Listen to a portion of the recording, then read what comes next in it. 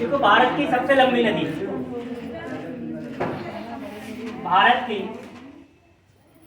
सबसे लंबी नदी, longest river of India, longest river of India. लंबाई कितनी है भैया? कल बता चुके हैं हम लोग,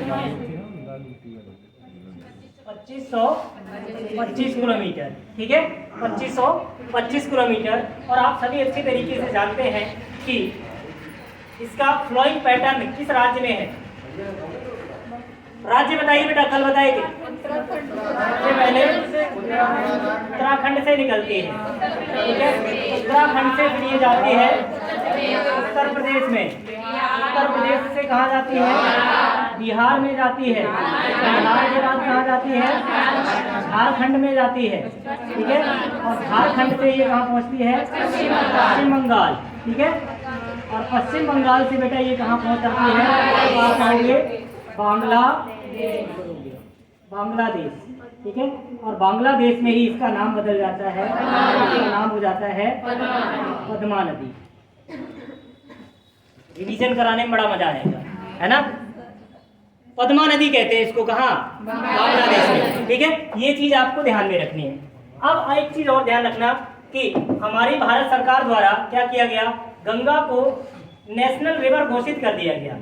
गंगा को क्या बना दिया गया बेटा? राष्ट्रीय नदी घोषित कर दिया गया। आप सभी जानते हैं राष्ट्रीय नदी कब घोषित किया गया? कल लिखवाया था 4 नवंबर 2008 को इसे क्या किया गया?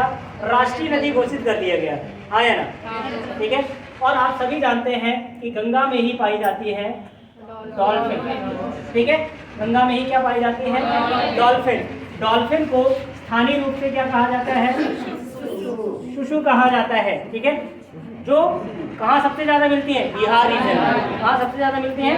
बिहार में। इसीलिए अगर आपसे पूछ दिया जाए डॉल्फिन रिसर्च सेंटर कहाँ खोला गया है? डॉल्फिन रिसर्च अनुसंधान केंद्र बिहार के पटना में स्थापित किया गया है, ठीक है। जबकि हमने 2 चीजें और बताई थी, जो चाइना में पाई जाती है, ठीक है। उस डॉल्फिन का नाम क्या है बेटा? उला। ये पाई जाती है यांगसी क्यांग नदी में, ठीक है, यांगसी क्यांग नदी में। और एक पाई जाती है बेटा ब्राजील में।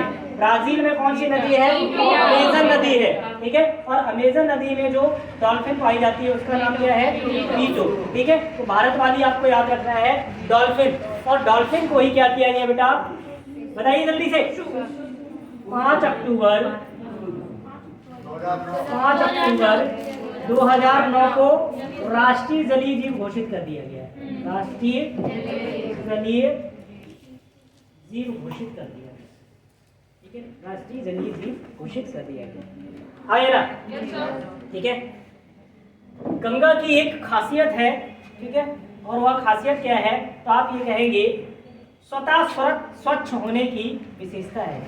स्वतः स्वच्छ होने की विशेषता पाई जाती है। बोलो हाँ या ना। स्वतः स्वच्छ होने की विशेषता पाई जाती है। ऐसा क्यों? क्योंकि ऐसा कहा जाता है कि इसमें बैक्टीरियोफेज नामक एक वायरस पाया जाता है। क्या पाया जाता है? बैक्टीरियोफेज।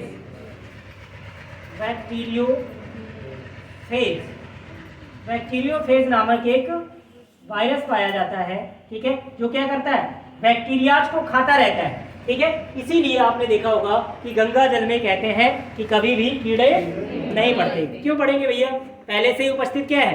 बैक्टीरियोफेज। जितने भी बैक्टीरिया होंगे इन बैक्टीरियो को खाने का ही काम कौन करेगा?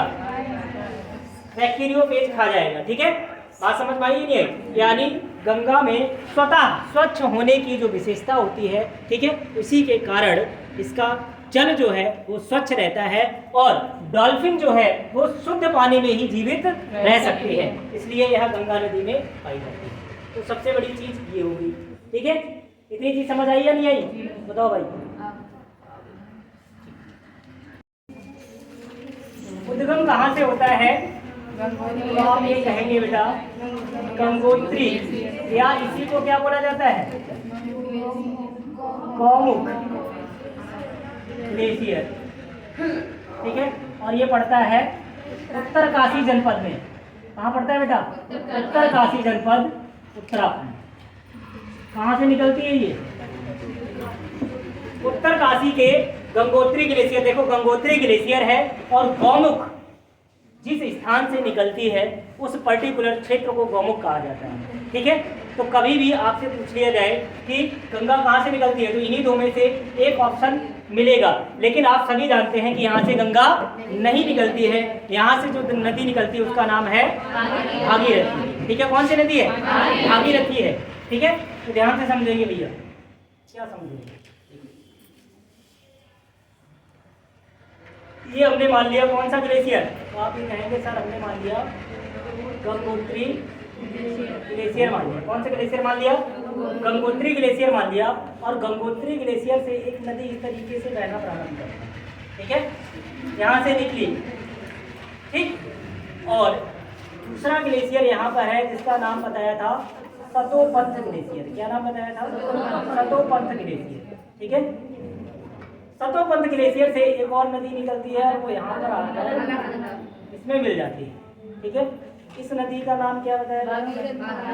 भागीरथी नदी। ठीक है, भागीरथी नदी निकलती है और सतोपंथ ग्लेशियर से निकलती है अलकनंदा। कौन सी नदी निकलती है? अलकनंदा नदी। हाँ, ठीक है, अलकनंदा निकलती है। जहाँ पर दोनों आपस में मिलती हैं इस स्थान को कहा जाता है देवप्रयाग। क्या कहा जाता है? और यहाँ से जब आगे बढ़ती है तो इस नदी का नाम पड़ जाता है, क्या नाम पड़ जाता है? बोलो हाँ या ना। अगर नहीं समझ में आ रहा है तो पॉइंट बाई पॉइंट लिखवाते चले, ये सब ना फोकट करें, है ना। ठीक है, देखो इस अलकनंदा नदी में एक नदी इधर से आकर मिलती है।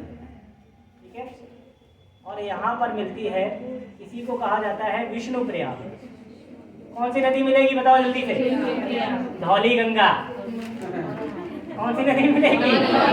धौली गंगा। ठीक है, बात समझ में आई है नहीं आई? दूसरी नदी इधर से आके इस तरीके से मिल जाएगी।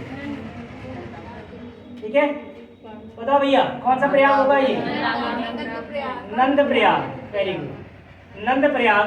और नदी का नाम क्या होगा? मंदाकिनी नदी। कौन सी नदी मिलेगी? मंदाकिनी नदी। इसके बाद बेटा एक नदी और ऐसे आके मिलेगी, कर्णप्रयाग। इसका नाम क्या है? कर्णप्रयाग। और कर्णप्रयाग में कौन सी नदी मिलती है? आप कहोगे पिंडारी नदी मिलती है। कौन सी नदी मिलती है? एक नदी इधर से आकर ऐसे मिलती है, रुद्रप्रयाग। ठीक है, ये क्या कहलाएगा? रुद्रप्रयाग। रुद्रप्रयाग में कौन सी नदी मिलती है? मंदाकिनी। कौन सी मिलती है बेटा? मंदाकिनी। तो यही आपके पंच प्रयाग है। देखो आप ध्यान से, दिखाई दे रहा है पंच प्रयाग। अरे ये क्या बन गया ड्रैगन सा, डर और लग गया भाई, है ना। समझ आ रहा है कि नहीं बेटा? ये भाई साहब को डरावना बनी है। देखो एक प्रयाग पड़ गया आपका विष्णु प्रयाग, नंद प्रयाग, कर्ण प्रयाग, रुद्र प्रयाग और देव प्रयाग। ठीक है, और देव प्रयाग में जब ये सभी धाराएं आकर संयुक्त होती हैं, इस संयुक्त धारा का ही नाम क्या है? आप अध्यापक बनने जा रहे हैं, इस वजह से ये सारी चीजें बतानी पड़ रही हैं। नहीं चपरासी फलासी गैंगमैन वाला होता सीधा यही बता देता गंगा कहाँ से निकलती है? गंगोत्री ग्लेशियर से निकलती है। ना सतोपंथ बताया जाता, ना बंदरपूछ बताते आपको। ठीक है, अभी बंदरपूछ ग्लेशियर और बताया जाएगा। अब होता क्या है बेटा, ध्यान से समझो। ठीक है, ये गंगा निकली और निकलने के पश्चात अब आपको कोई दिक्कत तो नहीं है? आपसे पूछे विष्णु प्रयाग में कौन सी दो नदियां मिलती हैं, तो आप आंसर करेंगे धौली गंगा और अलकनंदा। कर्ण प्रयाग में कौन सी मिलती है? पिंडारी नदी। और ये वाली धारा कौन सी आ रही है? अलकनंदा। ठीक है, बता पाएंगे? तो सवाल अगर बनेगा बेटा यहीं से बनेगा। ठीक है, कोई भी प्रयाग देगा और उन दो नदियों को पूछेगा कि कौन सी दो नदियों का संगम है। ठीक है, इस प्रयाग पर। ठीक है, अगर देव प्रयाग पूछ रहे तो बहुत सिंपल है, अलकनंदा और भागीरथी को मिला दो। कर्ण प्रयाग में पिंडारी नदी को अलकनंदा के साथ मिला दो। रुद्र प्रयाग में मंदाकिनी और अलकनंदा को मिला दो। नंद प्रयाग, बहुत आराम से, नंद प्रयाग, नंदाकिनी और अलकनंदा। और पहला प्रयाग बताया विष्णु प्रयाग, वहां मिलती है धौली गंगा। ठीक है, बात समझ में आई नहीं आई? तो ये संयुक्त धारा क्या कहलाती है आपकी? ये संयुक्त धारा क्या कहलाती है? गंगा कहलाती है। और यही गंगा जब हरिद्वार में प्रवेश करती है बेटा, अभी तक ये कहाँ से बह रही थी? पहाड़ों से, कि भाई ग्लेशियर थे तो ग्लेशियर से कहाँ से बहेगी? पहाड़ से बहेगी। तो अभी ये पहाड़ों से बह रही थी और जैसे ही ये बेटा हरिद्वार में प्रवेश करती है तो आप कहेंगे हरिद्वार से यह प्रवेश कर जाती है कहाँ? मैदानी भागों। अब आगे बेटा जमीन पे, ठीक है, अभी तक पहाड़ों में बह रही थी तो हरिद्वार के निकट यह कहाँ प्रवेश करती है? मैदानी, ठीक है, वेरी गुड। इसके बाद और आगे बढ़ाएंगे तो अब ये प्रवेश करते हैं यूपी में, ठीक है। कहाँ प्रवेश करती है? उत्तर प्रदेश में। और उत्तर प्रदेश में एक स्थान पड़ता है गढ़मुक्तेश्वर, ठीक है, गढ़मुक्तेश्वर, ठीक है, गढ़मुक्तेश्वर नहीं जिला है, ठीक है, गढ़मुक्तेश्वर। गढ़मुक्तेश्वर से यह कहाँ प्रवेश करती है? तो आप कहेंगे ये आ जाती है उत्तर प्रदेश, आ जाती है भाई। आपसे यही पूछेगा। अब देखो सवाल कैसे बनेंगे, पहले सवाल सुन लो, फिर आगे नहीं तो अभी बहुत सारा बड़ा ड्रैगन बन जाएगा ना, तो दिक्कत हो जाएगी, ठीक है। हाँ यार, ध्यान से समझो। सबसे पहले तो आपसे यही पूछेगा कि गंगा नदी का उद्गम स्थल कहाँ से है? गंगोत्री ग्लेशियर, क्योंकि भागीरथी को मुख्य धारा मान लिया जाता है, इसलिए इसका उद्गम स्थल कहाँ से मान लिया जाता है? गंगोत्री ग्लेशियर से, ठीक है। गंगा नदी का नाम गंगा कहाँ पड़ता है आपके? देवप्रयाग में, ठीक है, ऐसे सवाल पूछ सकता है आपसे, ठीक है। और पंचप्रयाग से सवाल पूछ लेगा, ठीक है। मैदानी भागों में कहाँ से उतरती है? हरिद्वार। उत्तर प्रदेश में कहाँ से प्रवेश करती है? गढ़मुक्तेश्वर से, ठीक है। अब आगे बढ़ाते हैं इसको, उत्तर प्रदेश में ले आओ,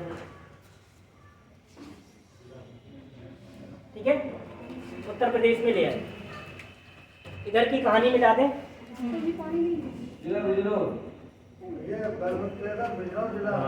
हाँ, ठीक है, मिटा दें इसको। बताओ, आपसे स्थान पूछे तो गढ़मुक्तेश्वर लिखा मिलेगा, ठीक है, ऑप्शन जो मिलेगा वो गढ़मुक्तेश्वर ही लिखा मिलेगा।